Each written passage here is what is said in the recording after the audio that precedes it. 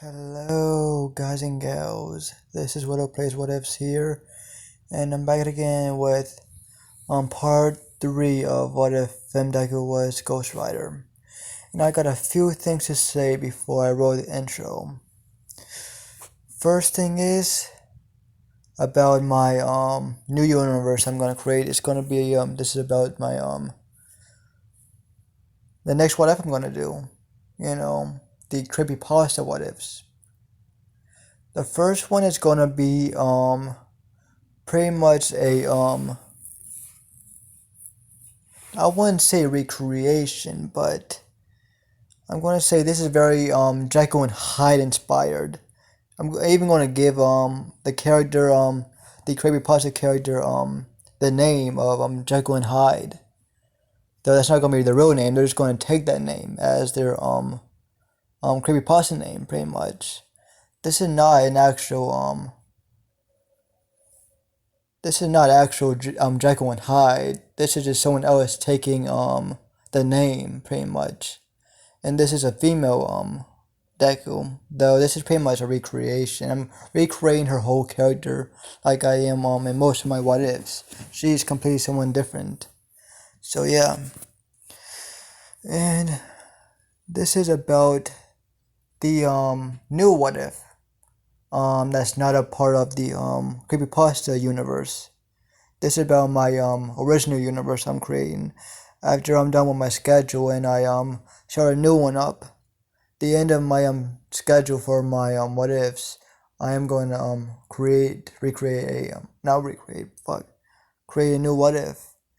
This is either going to be what if Deku was a vampire or what if Deku was a vampire, and that's going to go to my original what if my original what if universe. I'm bringing that into the fold after I do a few episodes of my first creepypasta, and then I'll ask y'all which what ifs y'all want me to do for my past and earlier what ifs I've done before the series that y'all love so much. So yeah, I'll put a poll up after I do my creepypasta what if, after I do 3 episodes of that, or 4 episodes of the creepypasta, which will end at episode 3, like I am doing it here. So yeah, and that's pretty much the timeline that I'm gonna do. That's my schedule. After I do this episode of this series, I'm making a creepypasta. Then I'm going to I can't say it right now. Then I'm gonna do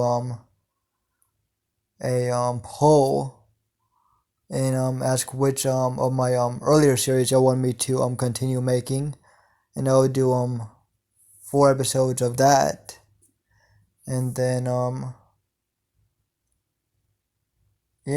make my new what if.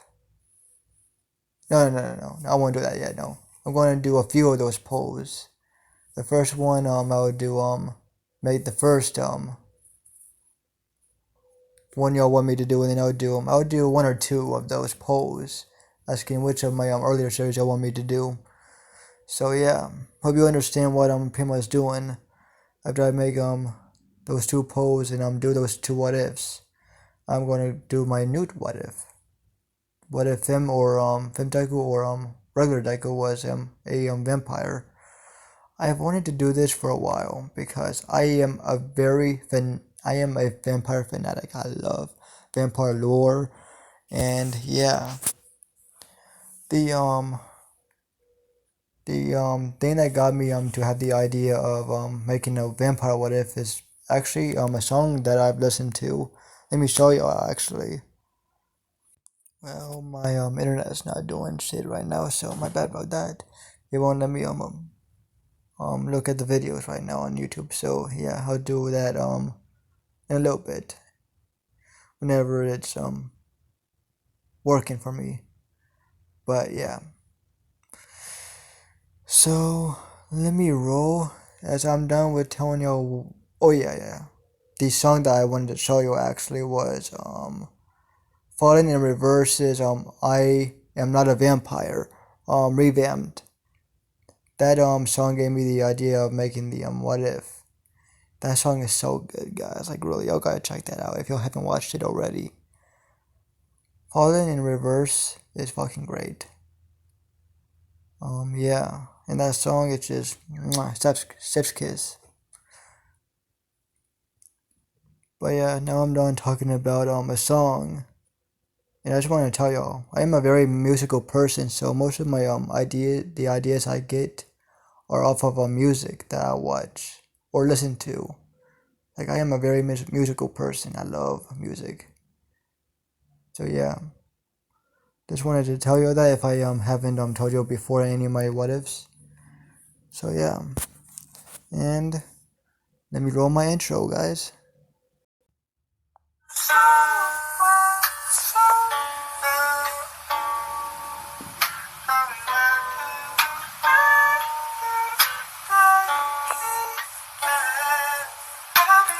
I was an infant, kiss a fucking monster, I feel like I'm Ben 10. Niggas bugging me, I don't fuck with your insects. Heard you don't want smoke, get scared of that insects. Feeling like I'm taking a thing in the past tense. All you pussy niggas, I swear it's your last chance. I hope I'm done with my niggas, you make sense. Been a fucking sucker since I was an infant. Okay, like Gucci on me, 7, I'm a Khaled. I don't fool with snakes. Stick on me, stick on me. Yes, I'm fucking take her favorite hood. 444 and camo. She thought it was okay, her favorite king. Y'all her favorite king. She said it was rap. You niggas is trash, reminding me of Chef. Part of my neck, remind me of a riptide. I tie her up, she looking cute as hell. I think that she don't run my. Now that I'm done with that intro, I need to tell you before I start the story about the video that she's gonna use. And I took one of y'all suggestions actually. Let me show y'all.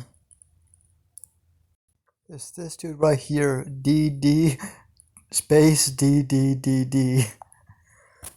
Yeah. Having the suggestion, it would be cool if she wrote a Wendigo, since Wendigo spirits represents cannibalism. I really love the idea of that. Though it's not exactly gonna be that she's gonna ride a Wendigo, but I love the idea. So I am gonna have her have a motorcycle that whenever it changes, cause this would look best on a motorcycle. I don't see it looking good on any car or anything else. I just picture this on a cruiser, a Harley Davidson cruiser. That's pretty much what I am picturing this like her motorcycle. But just like my comment right here, I honestly think that it would kind of look stupid. Just imagine a rider just riding a Wendigo, just it being so slow, and imagine all the other riders just riding their bikes or freaking vehicles, and the Wendigo is trying to freaking keep up, barely even keeping up. So yeah, I'm gonna have her ride an actual motorcycle like the other riders, but the difference is whenever she changes the bike, it's going to have the bones of a Wendigo instead of yeah, it's going to be made out of the bones of a Wendigo. And just like my thing here, the engine will be the skull pretty much, and the mirrors will be replaced by the Wendigo's horns. Yeah. And you can imagine the rest. So yeah,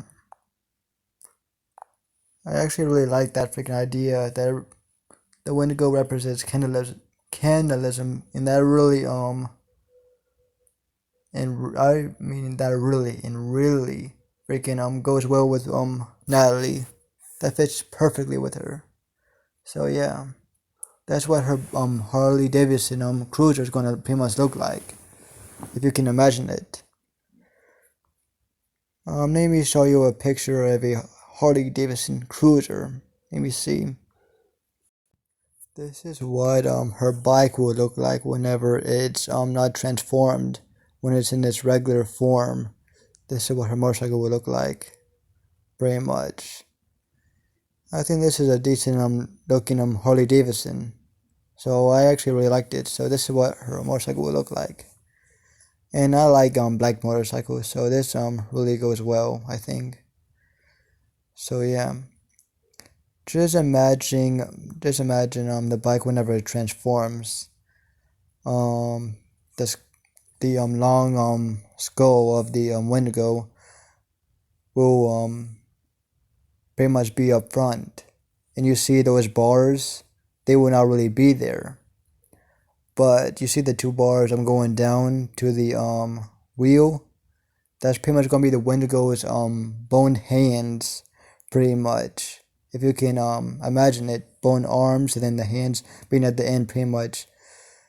I didn't like it's holding the wheel, pretty much being the how would you say, the rims of the motorcycle. In the back, you can imagine the Wendigo's legs pretty much being how would I say? You can just imagine it. So yeah, and of course her flames will be all over the bike. Of course, her purple flames will pretty much color the bike up a little bit.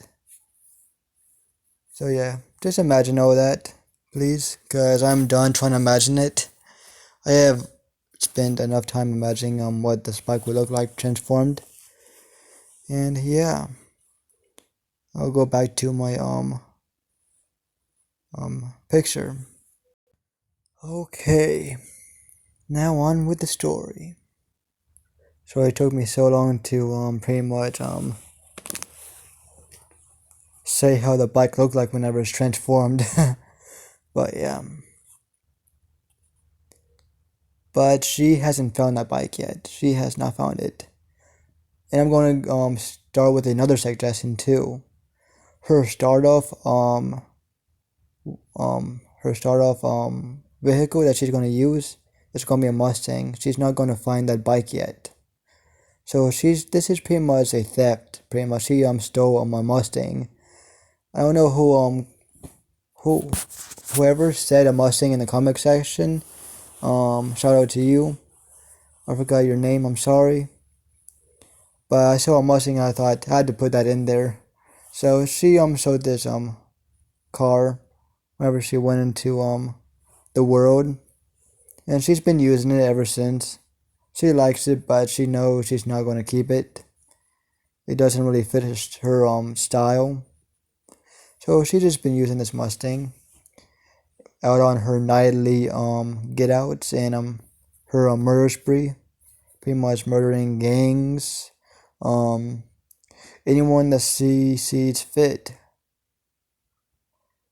And now this is the day after her kill on the girl. By now the police are pretty much surrounding the apartment area of the girl. It is now a crime scene. And freaking Spider-Man and Daredevil got told by the police department they gotta see this.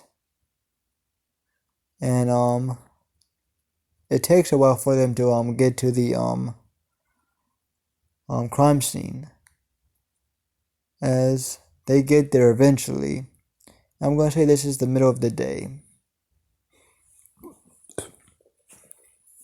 Yeah, this is the middle of the day, and they finally get there. They meet each other, as they see each other, and they haven't seen each other or even worked together ever since the night of Natalie dying.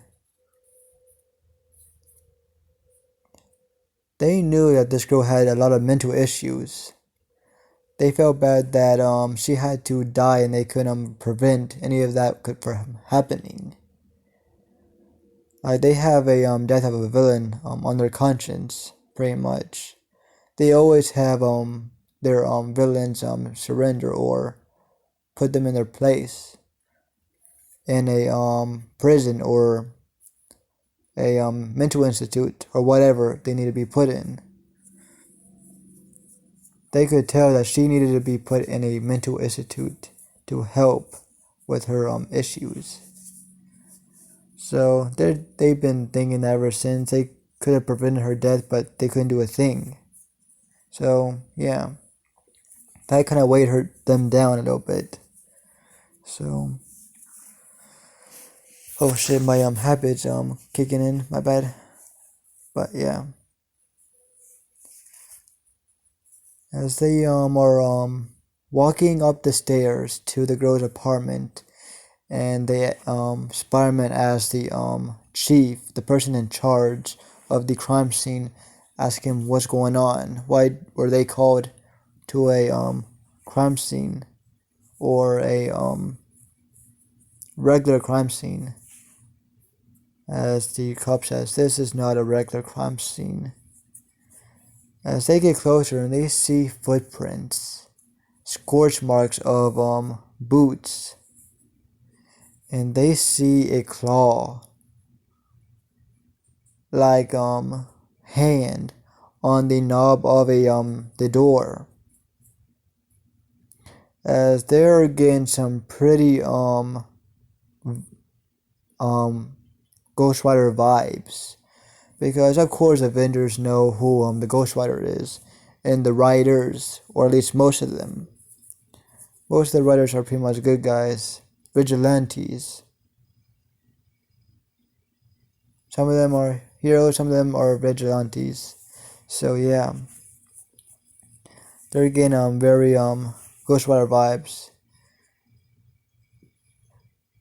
But they continue walking into the apartment, and they see the gruesome, and I mean gruesome, bloody scene. This is bloodier than the scene that they've seen before in a while. The last thing they've seen this something this gruesome is from Natalie's last kill. As they're getting flashbacks, both not Ghost Rider, both freaking Daredevil and Spider-Man are getting freaking flashbacks. As he asks who is the victim. No. They don't ask that. They actually see the gruesome scene and then they see the body.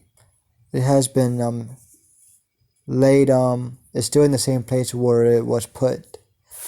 Cause the person in charge thought that the Spider-Man and Daredevil should see this before they take the body away. So they see the body and they see that it's the girl that they saved from the gruesome scene a few years back that started all the mess of riots and yada yada yada. As after they look at the body, they're looking around and they see the writing on the wall. As they are shocked. And they see the writing, they are shocked. And the writing says, "I am back." I'm pretty sure that's what I said that she wrote whenever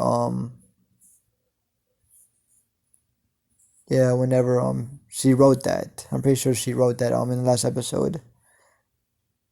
Writing that she is back, and in the very bottom on the smaller scale, writing that she will get revenge on Daredevil and Spider-Man, so watch out. As they are shocked at what they see, Daredevil says, "No, it can't be. It can't be."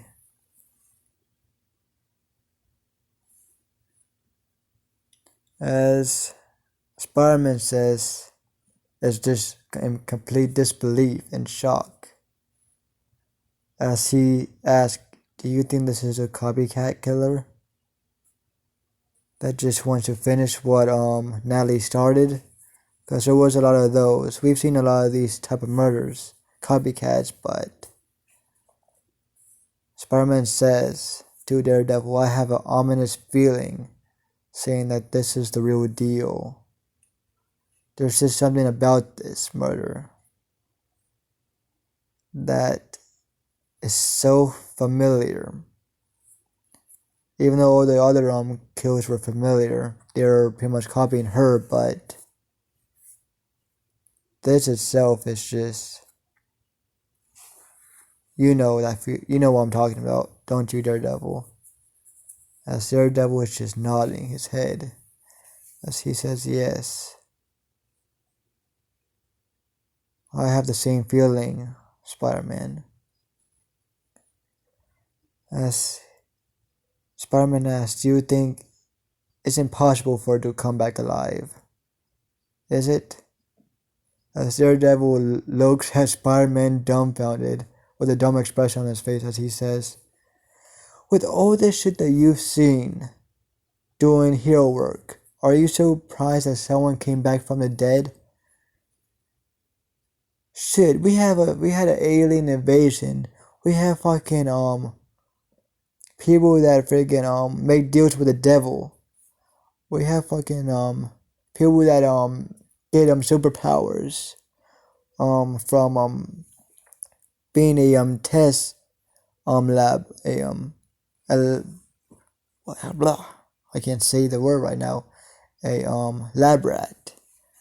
Like, our world is shit, our universe has the realm of possibilities, and you're so surprised that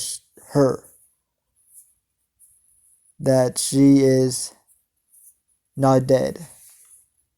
As Spider-Man just thought on that and thought how stupid of him to say that. He was just don't he was just surprised by what he thought. He was just surprised at the moment that he blurted out something stupid. It is true what Daredevil says. His experience of being a hero.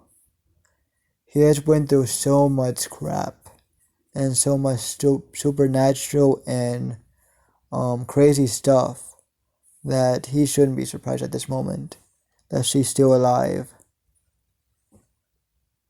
If she's still alive, as he says, if. Spider-Man says, "I won't believe it until I see it," he says.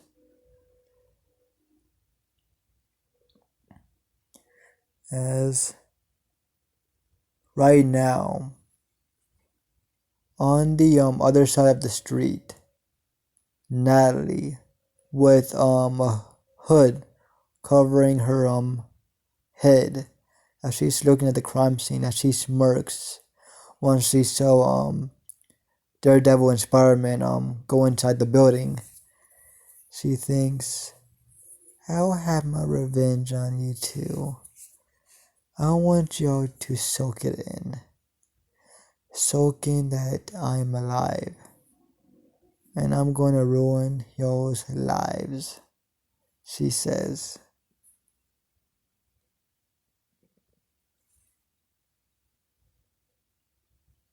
As she opens her phone, and on the top of her contact list it says Mephistopheles with a heart. As she pressed the call button, as she has the phone on her ear, as she's still staring at the crime scene, waiting for how long it would take for the two heroes to get out of the building. As Mephistopheles answers his phone, as he says, "Yes, Natalie?" As she says, Can I postpone this for a little bit? I have can I postpone this hunt for a little bit?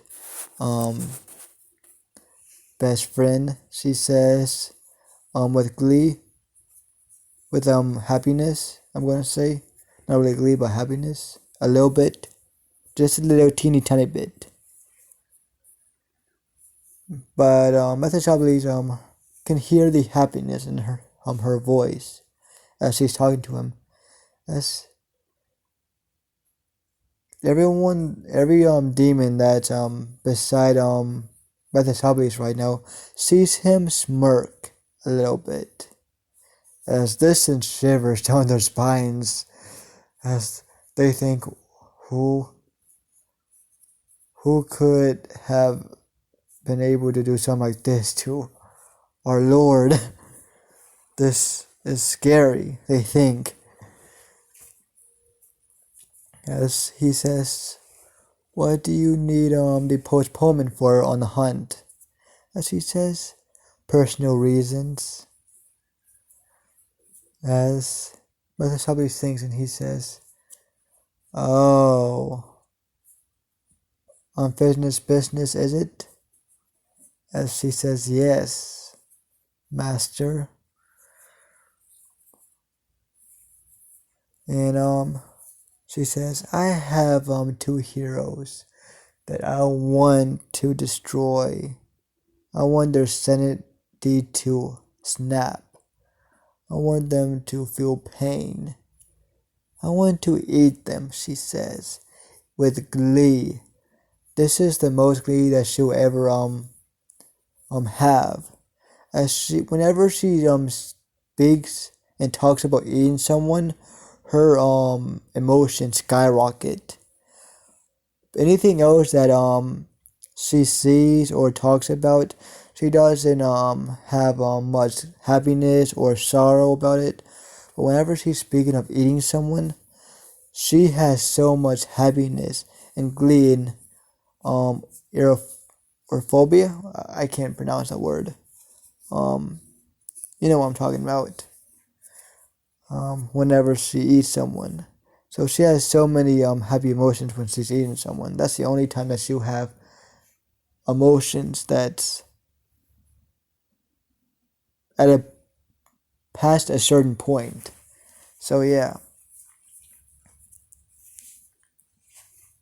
Yes, I'm gonna say that's mostly the only time that she'll pretty much be really happy, besides her talking to Mephistopheles. Her killing, eating, and talking to Mephistopheles, she is not happy really. So yeah. Sorry about that, I had to turn, but yeah.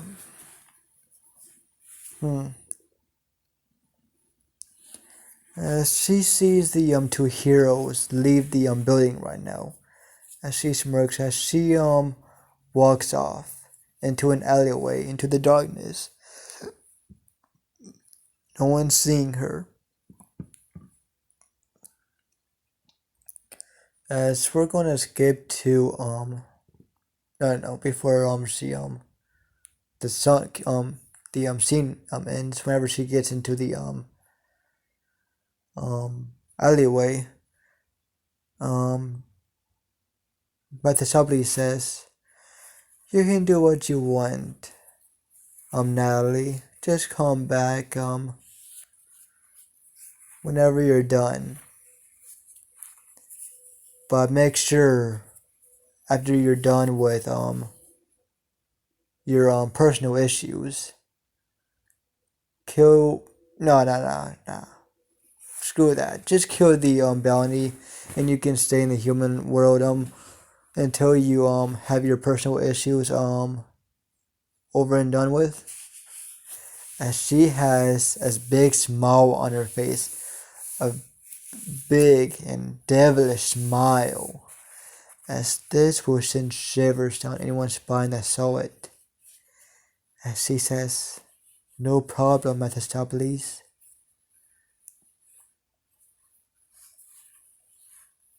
It is done. As she hangs up the phone and she walks to a few blocks away as she gets into a Mustang. As this Mustang is black. As she rides off to her bounty that she's gonna take care of. As I'm pretty sure that the pistol that I was talking about the an episode or two ago was the musket. I think that's what it's called, the pistol. No, no, I'm talking about the no, no, no. I'm just gonna say she has a revolver, just to make things easier for me. She has a revolver.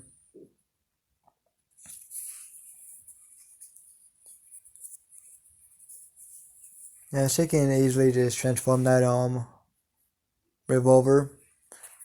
Whenever she transforms the revolver, of course, you turn into purple fire. Whenever the gun fires, it fires purple freaking fire at the opponent, and it's pretty it hits hard.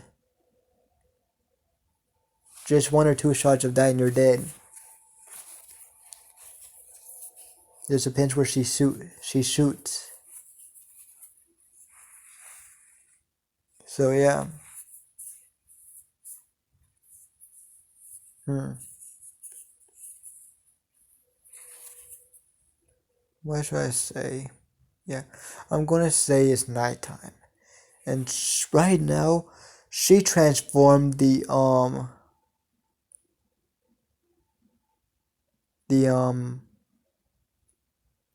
what the fuck? She transformed the Mustang right now, and she's getting faster and faster, as she is leaving a trail of fire and flames, purple fire and flames, as the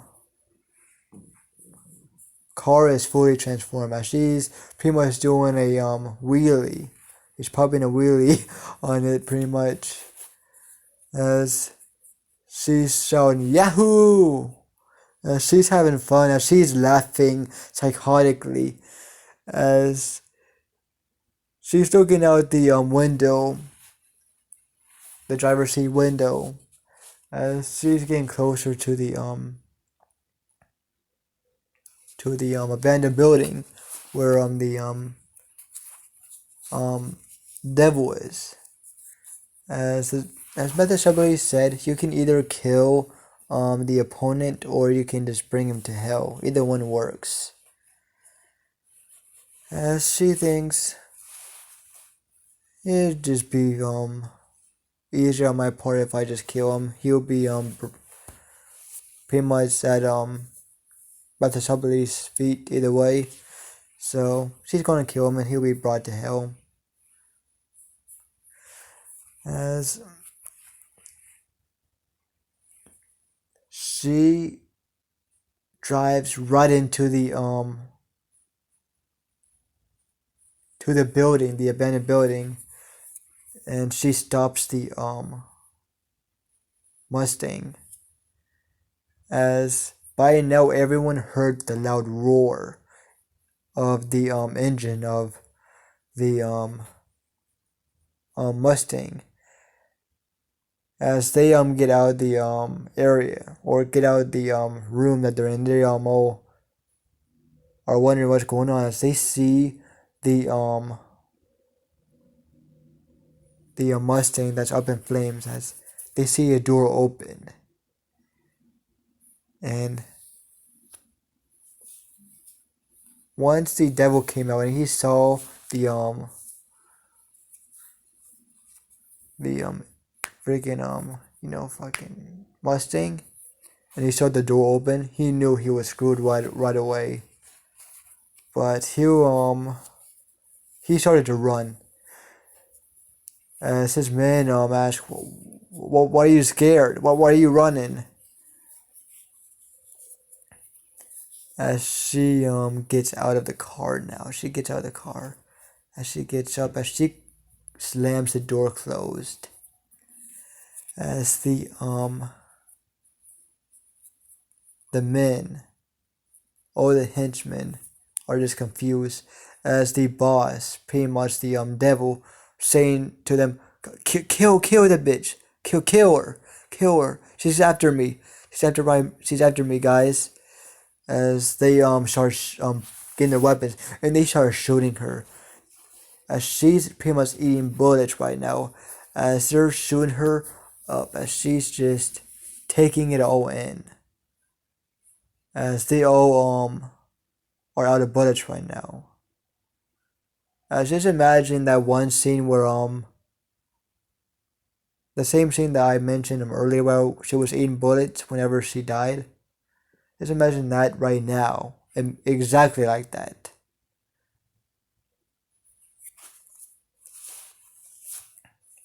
As they see her still standing, and they see her cough out freaking gunpowder powder as she brings her finger out as she says no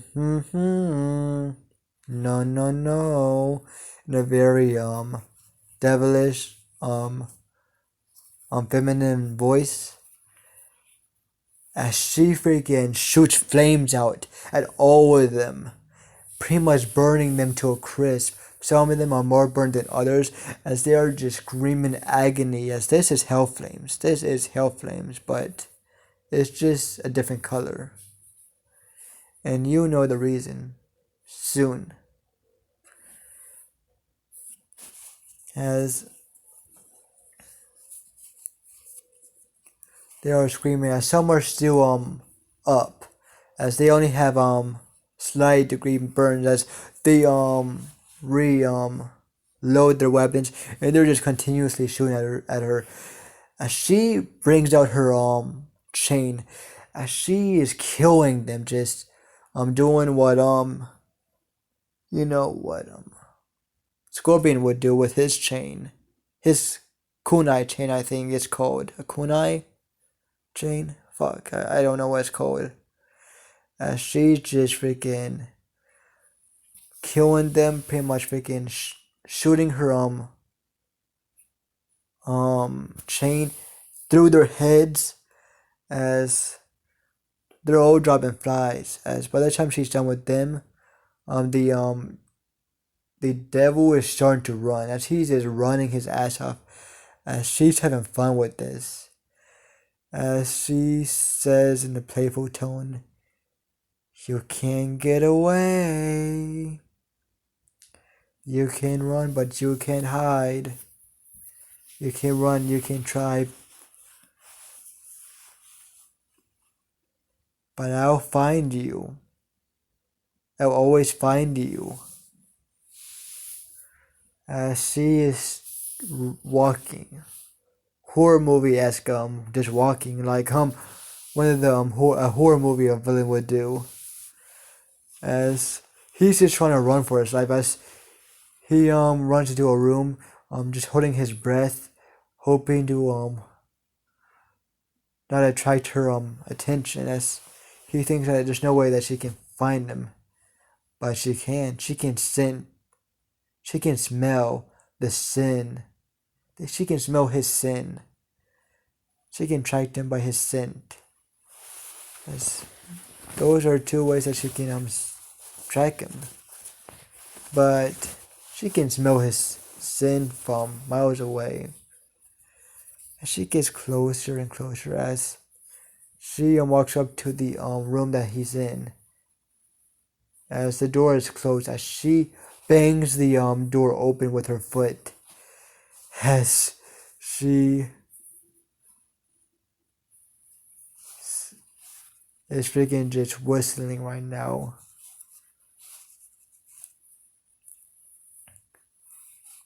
As she's thinking, where could you be hiding?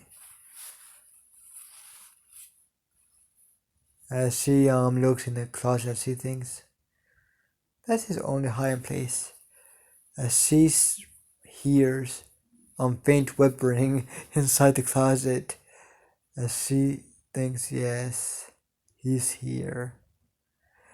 As she freaking bangs down the doors of the you know, the room, the little room that he's in. As she sees him, as she says, "Found you. Now pay the consequence." as she picks him up from his collar, as she started torturing him like she would any of her victims. As she's torturing him, as he is screaming in agony from the pain that he's feeling from the hellfire that she's using. She's implementing her hellfire. She's implementing her knives. She's implementing her fucking chain. As she's starting to eat him right now, as he is just in shock that she's actually eating him alive. As he's in so much pain right now. As because he is a devil, he is going to stay alive longer than any human would stay alive. That just means that more fun for her, as she's going to just keep torturing him to death. As this torture is taking hours, as this devil finally dies, and he pretty much goes down in hell. His body imagine the way Blackheart went to hell in the end of Ghost Rider. Just imagine that, but with red particles instead of reddish orangey particles instead of black. Cause that's what this album was like. So yeah, that's what it looked like. Him going to hell and dying. He got sucked into hell. Yeah. As you don't see his body no more. But you see all the blood and everything everywhere, but you see no body. Or clothes, per se. As she is just in complete ecstasy of what she just did. As she thinks that's good. As she what goes into the front of the no, she walks into the back of where the parking lot would be in the abandoned area. As she sees a few cars, but there was something that piqued her interest. A bike. A Harley Davidson bike. As I'm gonna show you the picture that I already showed y'all earlier. Nah, I'm not gonna show it to y'all. You already know what the bike looks like. As she is entranced by the bike that she sees. As she's just walking towards the bike.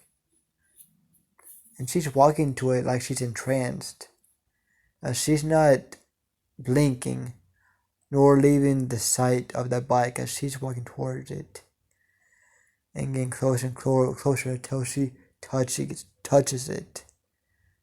As right now she's back in her human form. She's been in her human form midway through the torture of the demon. As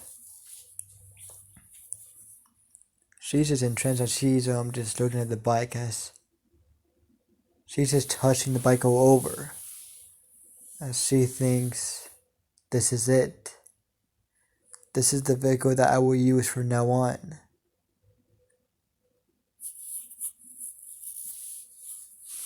As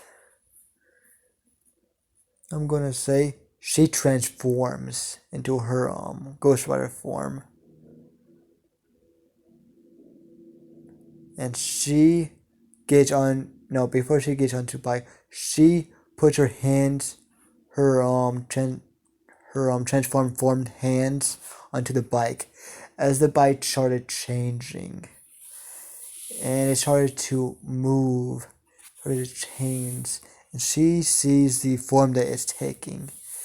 As she's seen the bones. She's seen the form that it's taking. She's seen the Wendigo skull and horns. As she thinks, that's pretty fitting. Yes, I like this real. I like this a lot. As yeah,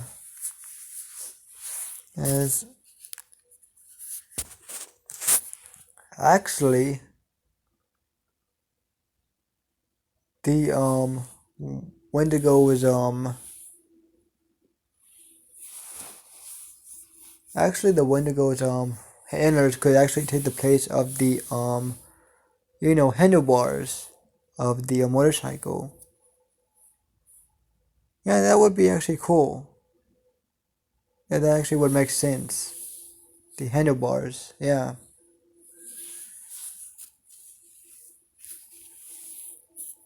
Yeah, yeah. Good, good, good. The handlebars, okay. As she gets on the bike finally, as she likes the form that her bike has taken, as this will be the form that her motorcycle will take from now on. And this will be her bike that she will always have forever. As she started to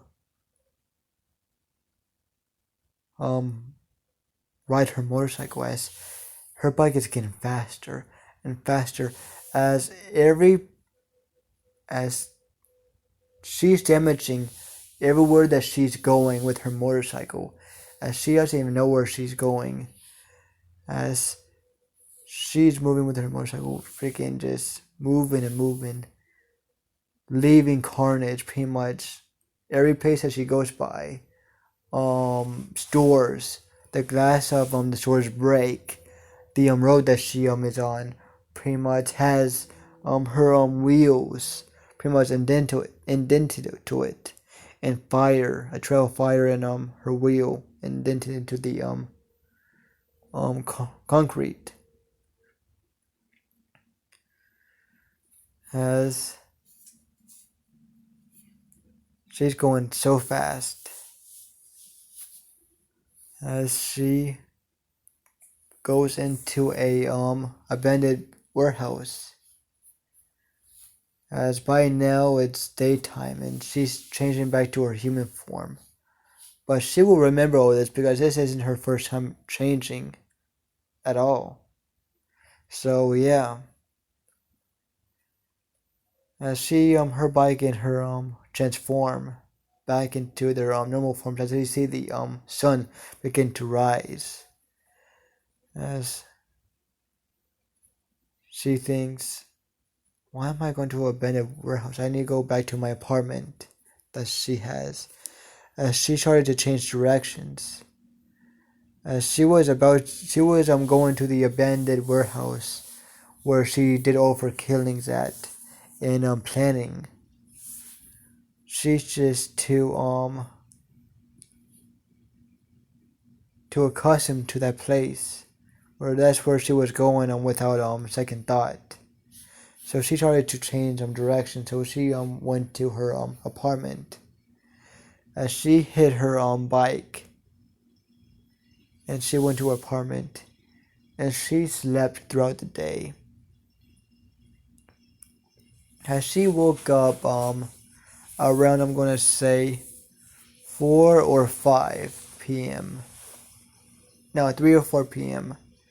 As she started planning on how she's going to take revenge on the two heroes. As she knows by now that the heroes are going to be on her tail from the carnage that she's leaving from her bike. As I left them a trail from my footprints and my hand mark that I left on the doorknob of the apartment, so they must know that I must be some type of rider or someone that has a fire ability. So that's what she's thinking right now. Well, she's pretty smart. She's thinking what the heroes would be thinking. She's thinking what she would do in their shoes. Even though she's a sociopath and pretty much psycho and mad, she is pretty smart. And she learned a lot from her millennials and hell from and she learned a lot from Mephistopheles. So yeah, Yes, I'm gonna say that this is the end of part 3. Yeah, this is part 3. As this is the 4th episode I'm making. So yeah. I hope you liked this episode, even though it might be shorter than my other videos of the series. Hope you liked it. Hope you liked it. Like, subscribe to my channel if you like this content that I'm making, if you're not already. And yeah, I'm not gonna leave a like go. I never really have. I honestly don't really care for likes, but it would help me a lot to for y'all to like my series, to know that y'all are liking it. Cause I can't really tell just by people by view count, so it would be very helpful for me to know if y'all like it from the likes I'm getting from my videos. So yeah, and hope you like, subscribe, and tell me how you feel on this episode. I hope you have a good day or night, my monster family, and peace out.